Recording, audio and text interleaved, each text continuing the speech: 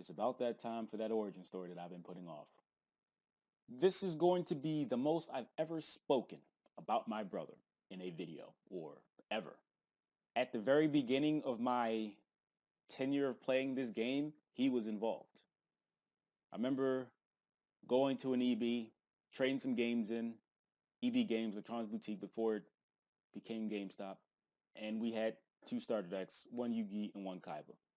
And that was only a casual thing if we didn't want to play PS2 or something. It was, gets pretty boring, even though PS2 was the shit. So really, there was a lot of nice games. And I think also at the time, Dreamcast was still getting some games supported. Dreamcast was one of my favorite systems of all time. Shit was amazing. Anyway, the primary reason why I got so invested in the game was because, and this is a recurring theme of my life, I was trying not to think about a bitch so much.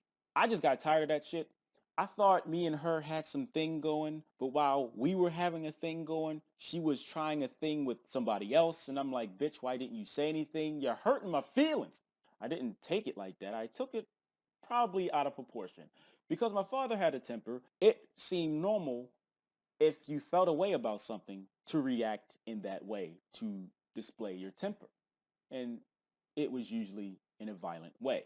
Where I didn't actually hit these women, they got afraid of me. So because I didn't want to think about her and her buffoonery, I decided to get more involved in the game. Now, I don't know if you would ever ask my brother this, if he agrees with me, but this Yu-Gi-Oh period of time, I would say it was like summer 2002 to about spring of 2003. This was the best time I've ever had with my brother. But when Yu-Gi was involved, I actually used my habitual stealing, thieving habit to some type of benefit. How you think some of the cards got acquired? I stole them shits. And I was indiscriminate. I didn't give a fuck who you were. I don't care if I knew you. And we were cool. Yeah, we dapped it up. I stole shit from you. It's fucked up. My brother had a tendency, because he kind of knew me better than anybody else, he knew what would get under my skin. And one of the things that I really didn't like people talking about or making fun of is the girls that I was interested in. And he said something that really, really pissed me off. Now, I had a temper back then because, as I said, my father made it so it seemed okay for me to react in a violent manner. He said something about the same girl that I mentioned before, and it was something really trivial, but because of how I was feeling about the entire thing, and I was just an angry motherfucker back then, okay? And what he said just caused me to snap. We were in the store that all this shit happened, buying, selling, and me stealing shit. They didn't know. They might have knew, but they ain't say shit. I pushed him through a display of shit, and I think that was the first time that he realized I might not want to say that stuff about whatever. Because if he gets that angry over that, then it's a matter of time till something else happens. Conveniently, shortly after that, I would think maybe like a month or two later, he decided to say something else, say something slick out of his mouth. I went downstairs to the kitchen and I got a knife. And I was like, I am sick of him talking shit about people that he does know nothing about. Regardless of what the bitches did, had nothing to do with him. Why the fuck is he talking about them? Felt like I was protecting them. I was so dumb. I walked back upstairs. I have the knife behind my back. And I'm just holding it. And I had the knife and he saw the blade and he backed up. And he's like, damn, you a crazy motherfucker. And he didn't bother me. Going fast forward a little bit. I went to Job Corps in late 2005. I was under the really stupid idea that I could have made something out of myself in Job Corps. I will say that it was the biggest waste of my life. Even though I got $1,200, a little bit more out of the deal, it just wasn't worth it. Nobody really gave a fuck about, okay, you got two certificate things and fucking trades and shit. And you didn't learn everything. Fucking liars. I eventually ran out of money. There was an agreement that me and my father made because we didn't leave on the best terms. I actually just left out the house and said, fuck them. That's what happened. But the agreement was that I would find a job ASAP.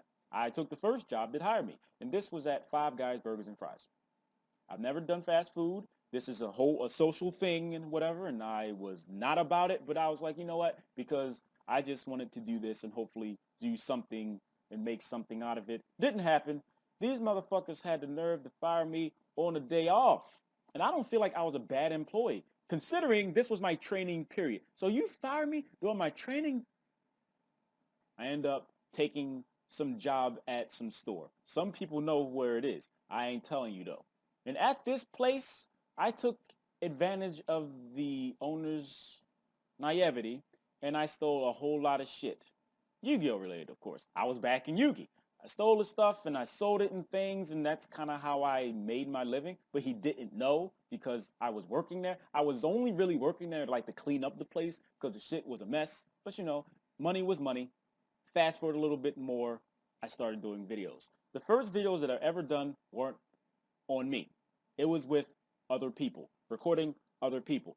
The first video I did recording myself, I think I was talking about Dark Grepher. Now, these are not on YouTube unless somebody randomly download and upload the shit back or something. But on my channel, they're not there. I deleted the shit. I don't even think they're videos from like 2012. But once I started talking about the cards and calling them bitches and shit and just using a whole lot of expletives, people like that shit. And I think the first video that got like 1,000 views, it mattered at the motherfucking time because the end goal was to make money by doing this because I was somewhat informed about the partner program, didn't know the intricacies. And the first video was talking about Adam Korn and him acting like a bitch. I remember saying that very line and people didn't like it. And there was enough traffic that I got enough views. Then I was like, you know what? I'm going to just talk about people that ain't done shit to me. Adam Korn was the only one that got it. Jeff Jones, Cesar Gonzalez, I think Robert Ackerman, Jarrell Pro Winston. Of course, there was some YouTube beefs. I don't consider them really beefs. I dignify them because I wanted views. And that was my end goal. I wanted to become a YouTube partner. Now, some people may disagree with my method, yes, and I understand that. But that's what I wanted. And I did almost anything to get it. What was I doing before I became partner and before I made a significant amount where I can live some type of living? Well, I was doing the same shit that I did when I was like 15. Stealing things indiscriminately. The same thing I talk about, you know, taking advantage of the impressionable. I did that shit. I think I have a pretty good knack of being manipulative and I have the ability to prey on people's weaknesses. That's not something to be proud of. Some people would say, well, you did what you thought you had to do. That was the way that I knew that money was going to be made.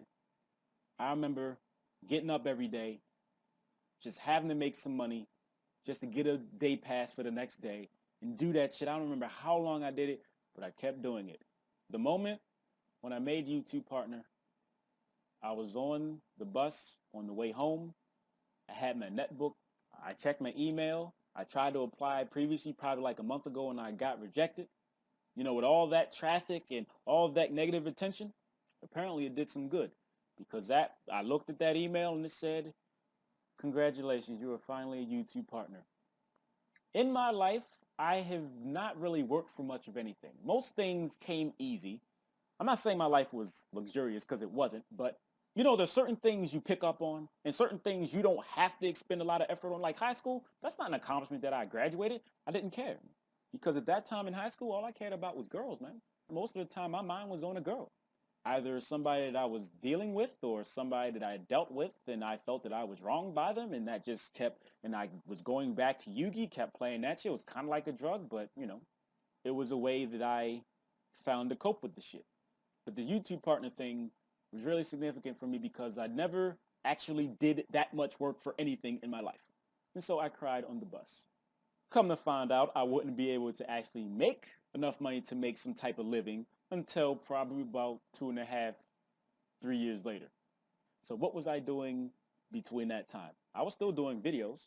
I started not to care. There were so many times where I wanted to stop. This was around the time I wanted to kill myself, and I'm going to talk about that for a brief moment. I wanted to kill myself not because of the YouTube attention.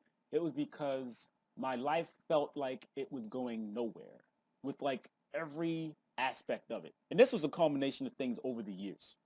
And I felt that I wanted to just let it all go. I wanted it to end. And that's why I made that video, because some people still bring it up like it's some shit that I won't talk about.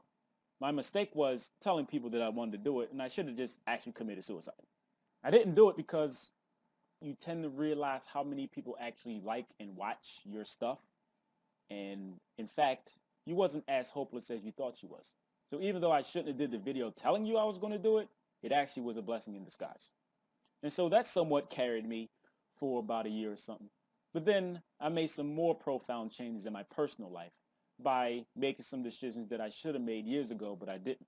So now, essentially in the present, I'm 28. I've done some things I'm not proud of, but I think they are pretty significant as to who I am. I feel that my channel shows personal growth. And me being able, I'm about to fucking cry. Me being able to do videos on the game that I've played for over a decade.